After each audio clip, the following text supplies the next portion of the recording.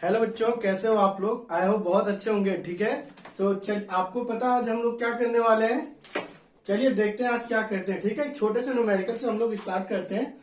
Previous class में हमने Coulomb's law in vector form देखा था। ठीक है, अभी छोटा सा न्यूमेरिकल लेते हैं। देखिए बच्चों, क्वेश्चन आपको दिया गया है two charge particle electron and proton are separated by 1 mm. ठीक है, फाइंड द, क्या फाइंड करना आपको? पहला पार्ट है आपका electrostatics force between the particles. ठीक है, और दूसरा जो आपको फाइंड करना है that is what? Gravitational force between the particle. ना अब यहां पे आप लोग के दिमाग में चलेगा, सर आप तो पढ़ा रहे हैं इलेक्ट्रोस्टैटिक्स, जिसमें आपने सिखाया इलेक्ट्रोस्टैटिक्स फोर्स कैसे फाइंड करना होता है। ग्रेविटेशनल फोर्स के बारे में तो कुछ नहीं बताया बच्चों। आपने 11th क्लास में ग्रेविटेशनल फोर्स के बारे में पढ़ा होगा और 9th क्लास में भी आपने पढ़ा होगा इसके बारे में। ठीक है, सबसे पहले हम लोग देखते हैं इसको कैसे करेंगे सॉल्यूशन। देखो बच्चों, लेट से दो चार्ज पार्टिकल आपको दिए। लेट से ये इलेक्ट्रॉन है E- और ये आपको प्रोटॉन दिया हुआ E+। उस पर चार्ज पॉजिटिव होता है प्रोटॉन पे और इलेक्ट्रॉन पे नेगेटिव होता है। ठीक है ना। इन दोनों के बीच का जो सेपरेशन है वो कितना गिवन है आपको? वो 1 mm गिवन है। ठीक है ना।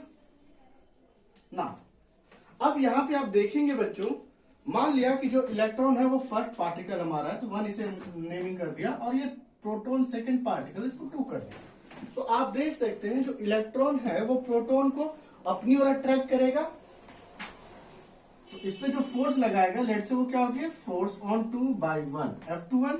इन द सेम वे जो प्रोटॉन होगा बच्चों वो इलेक्ट्रॉन को अपनी ओर खींचेगा with force on 1/2 F12 force है। और हमें पता है अकॉर्डिंग टू कूलम चचा ने क्या बोला था कि ये दोनों जो भी चार्ज पार्टिकल होंगे वो हमेशा एक दूसरे पे जो फोर्स अप्लाई करेंगे उसका मैग्नीट्यूड इक्वल होगा और डायरेक्शन अपोजिट होगी।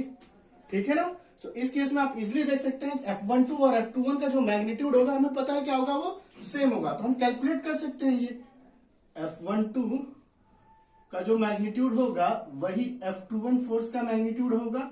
लेट से वो F है और ये चार्ज पार्टिकल कहां रखा हुआ है? एयर में, या एयर वैक्यूम ले लो आप, है ना, ज्यादा अच्छे समझने के लिए वैक्यूम ले सकते हैं आप। Separated 1 mm and placed in vacuum कर लीजिए, एंड प्लेस्ड इन वैक्यूम। ठीक है ना। आपको फाइंड करना है, फाइंड द इलेक्ट्रोस्टैटिक फोर्स और ग्रेविटेशनल फोर्स। ये बात क्लियर है। यहाँ पे बच्चों हमें पता है कि दोनों F12 और F21 जो फोर्स होंगे इनका मैग्नीट्यूड सेम होगा, दैट इज F। क्लियर है ना। और इस F को हम कैलकुलेट कर सकते हैं अकॉर्डिंग टू कूलम्स लॉ। क्या होगा? K Q1 Q2 upon R²। ना अब आपको पता है क्योंकि कहां आपने प्लेस किया इन दोनों चार्ज पार्टिकल को? वैक्यूम में, तो K का एक्सप्रेशन क्या हो जाएगा? 1/4πε0 इंटू Q1 क्या गिवन है आपको?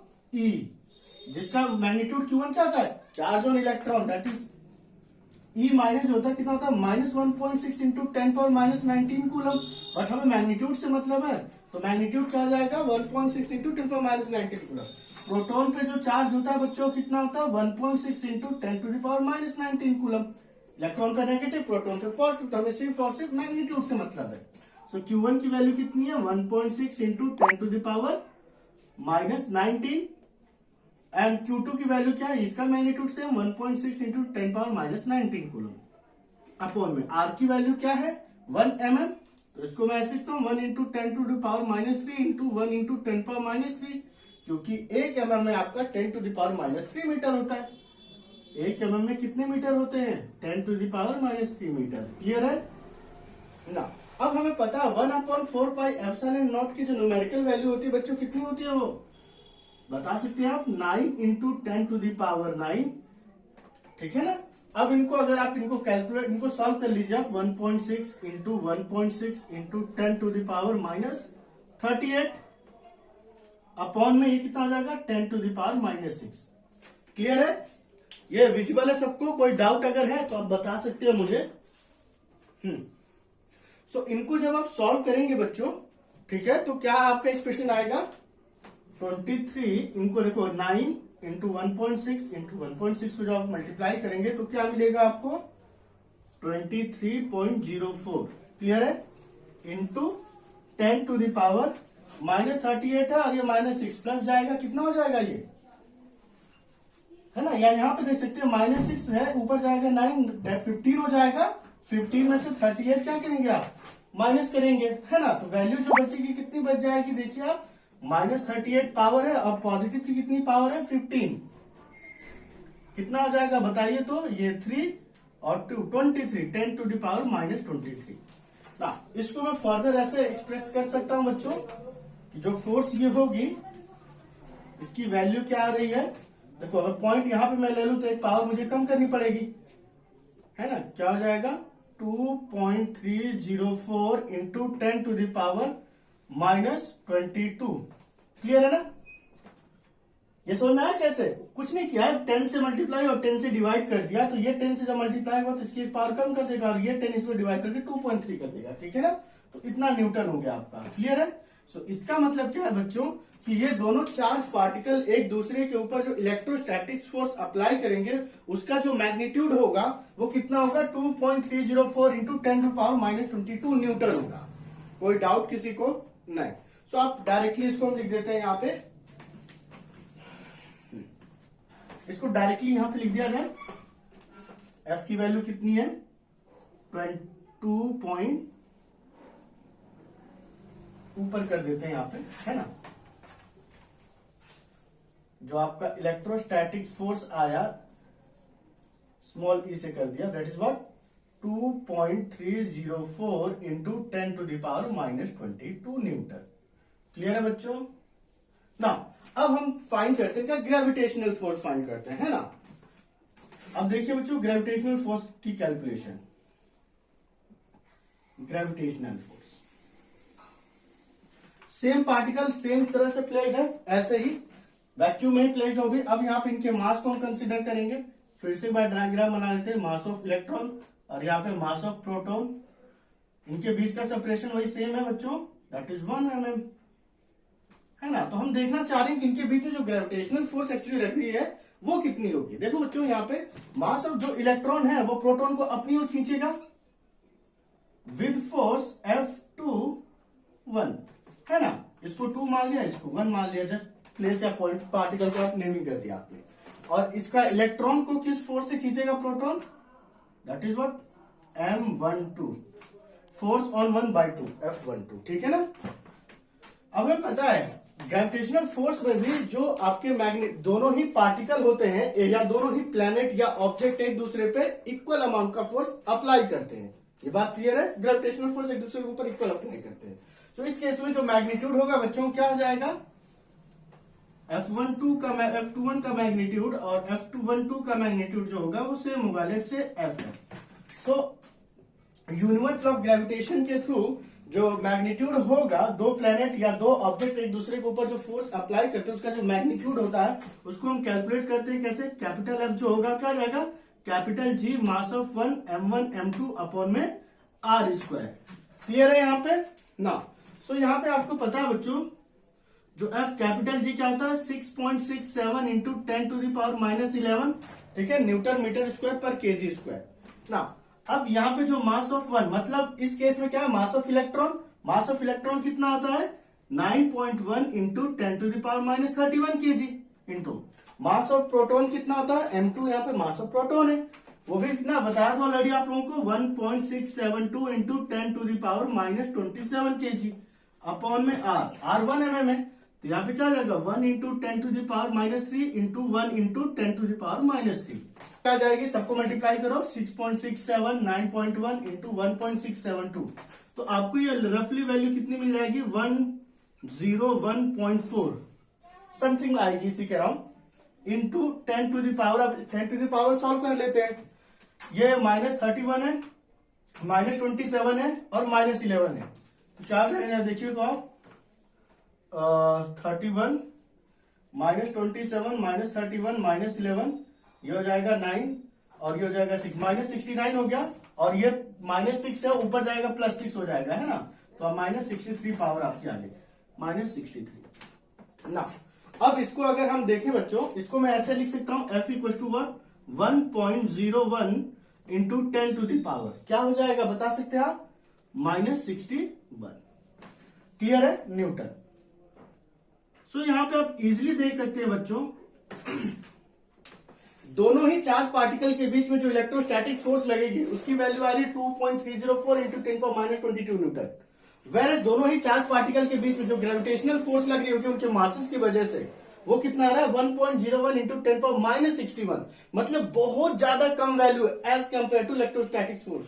तो क्या हम ये बोल सकते हैं यहां से कि दो चार्ज पार्टिकल के बीच में जो ग्रेविटेशनल फोर्स लग रही होगी वो बहुत ही ज्यादा आपकी वीक होगी as compare to electrostatic force. तो यहां से हम ये कंक्लूजन निकाल सकते हैं बच्चों कि ग्रेविटेशनल फोर्स जो होती है वो वीकर होती है इलेक्ट्रोस्टैटिक फोर्स से।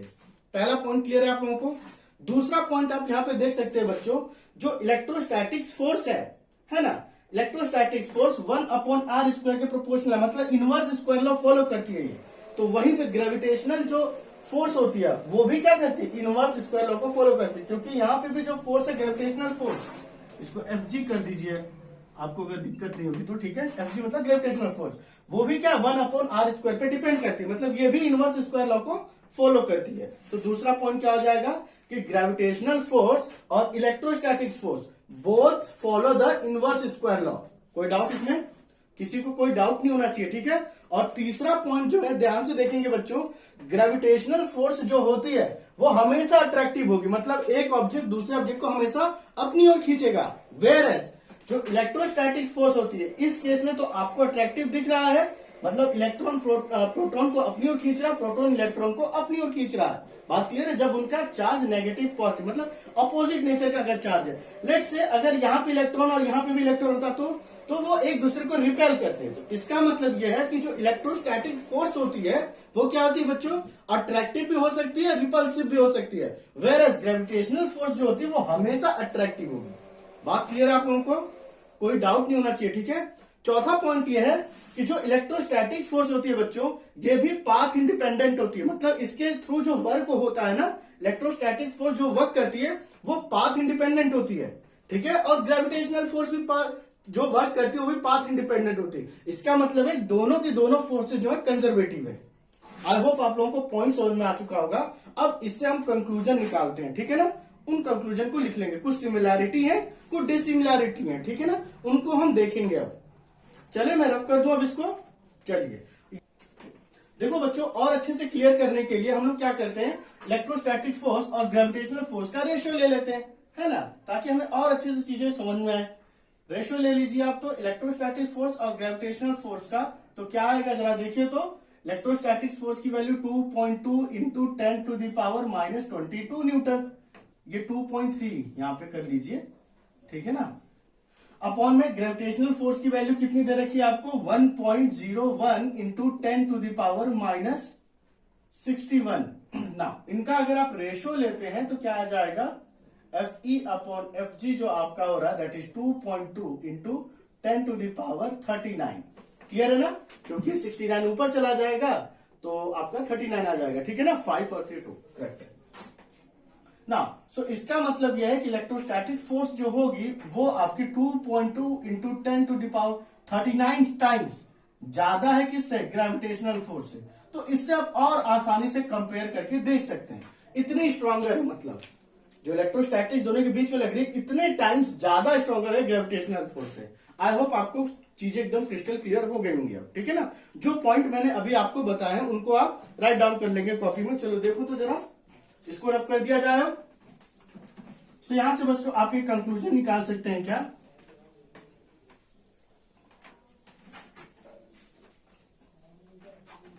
देखिए कुछ सिमिलैरिटी है, similarity between electrostatics and gravitational force. Electrostatics and gravitational force. क्या क्या सिमिलैरिटी है? पहला पॉइंट क्या होगा कि दोनों के दोनों इनवर्स स्क्वायर लॉ को फॉलो करते हैं, ठीक है ना, obey inverse square law, inverse square law. इसका मतलब क्या है कि जो दोनों ही फोर्स होती हैं, चाहे इलेक्ट्रोस्टैटिक्स की बात कर ली जाए या फिर ग्रेविटेशनल फोर्स की बात कर ली जाए, वो दोनों ही 1/r² पे डिपेंडेंट होती है। मतलब क्या है, डिस्टेंस के साथ साथ जो फोर्स होती है बहुत तेजी से वेरी करती है। और इनका ग्राफ कैसे बनेगा दोनों का ही, अगर हम ग्राफ देखना चाहें फोर्स और डिस्प्लेसमेंट से कैसा इनका ग्राफ, मतलब के बीच में सेपरेशन अगर ऑब्जेक्ट के बीच या पार्टिकल के बीच में बढ़ाते जाए तो उनके बीच का जो फोर्स होगा बहुत तेजी से कम होगा, ठीक है। इस तरह से इनका ग्राफ बनेगा।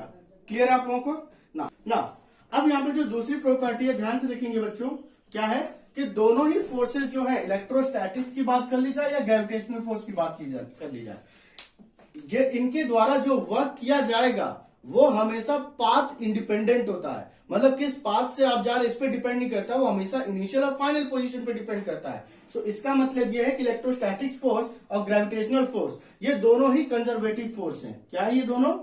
कंजर्वेटिव फोर्स है, कंजर्वेटिव फोर्स है। तीसरा पॉइंट देखेंगे बच्चों, ये दोनों ही फोर्सेज जो हैं ये क्या है? दोनों ही सेंट्रल फोर्सेज हैं। क्लियर है? आपने देखा भी होगा वहां पे डायग्राम जो मैंने बनाया होगा।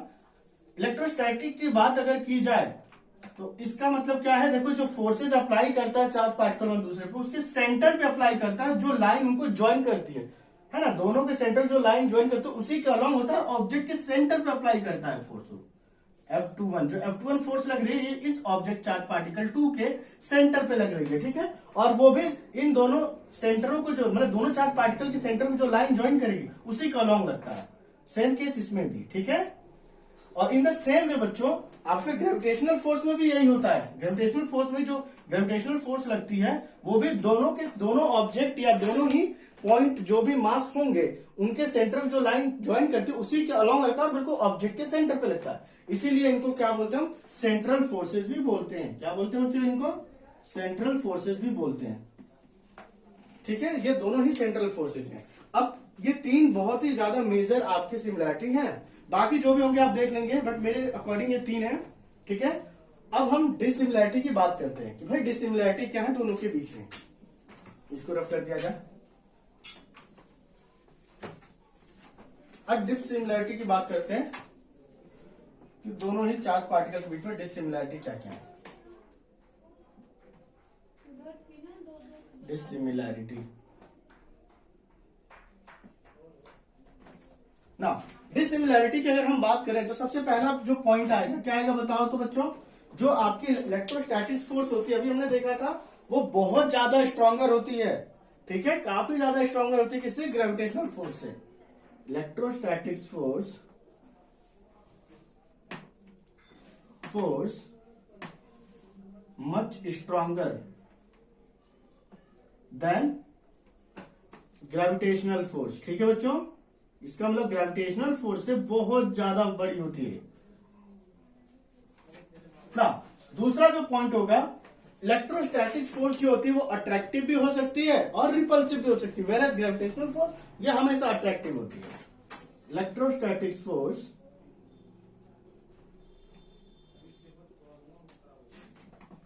may be attractive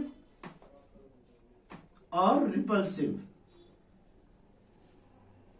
वेयर जो ग्रेविटेशनल फोर्स है बच्चों वो क्या है? सिर्फ और सिर्फ अट्रैक्टिव होती है। फोर्स इज ऑलवेज, वो क्या होती है? हमेशा अट्रैक्टिव होती है, ठीक है। कोई डाउट इसमें? नहीं। तीसरा पॉइंट आप बता सकते हैं क्या, क्या दोनों के बीच में डिफरेंस और होंगे?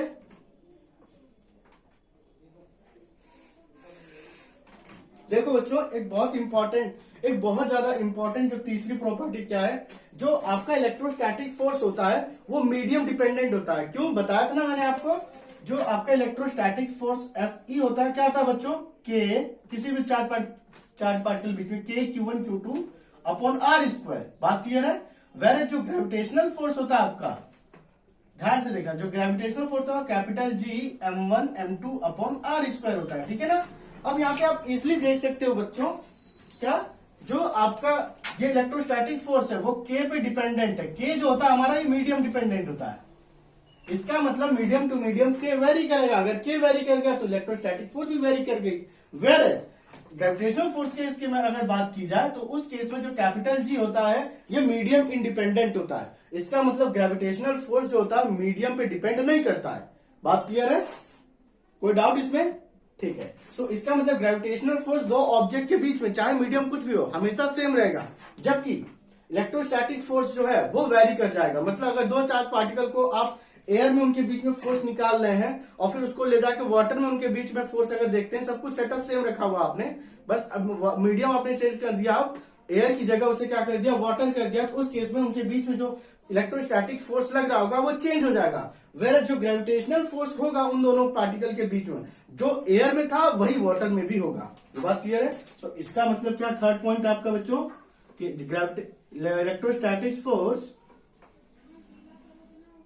electrostatic force is medium dependent, whereas gravitational force does not depend on medium, depends on medium। ठीक है बच्चों, आई होप यहां तक आपको कॉन्सेप्ट अच्छे से समझ में आ चुका होगा। ठीक है, बढ़िया ना। जो अब देखो बच्चों, ये हमने सिंपली क्या पढ़ा, similarity between electrostatic and gravitational force के बारे में पढ़ा है। थोड़ी सी नॉलेज आपको दी गई है यहाँ पे, इंफॉर्मेशन ना। अगला जो पॉइंट होगा, ठीक है बच्चों, अगला जो हम लोग टॉपिक पढ़ेंगे, ठीक है ना, अगला टॉपिक जो हम लोग पढ़ेंगे वो होगा आपका परमिटिविटी के बारे में। ठीक है, उसे हम नेक्स्ट क्लास में करेंगे, ठीक है ना, और बहुत डिटेल में एक्सप्लेन करूंगा मैं उसे परमिटिविटी के बारे में। परमिटिविटी पढ़ेंगे, रिलेटिव परमिटिविटी पढ़ेंगे, है ना, कैसे आपकी इलेक्ट्रोस्टैटिक फोर्स डिफरेंट मीडियम में चेंज होती है वो भी देखेंगे हम लोग। ठीक है ना, चलिए बच्चों, ओके, बाय बाय।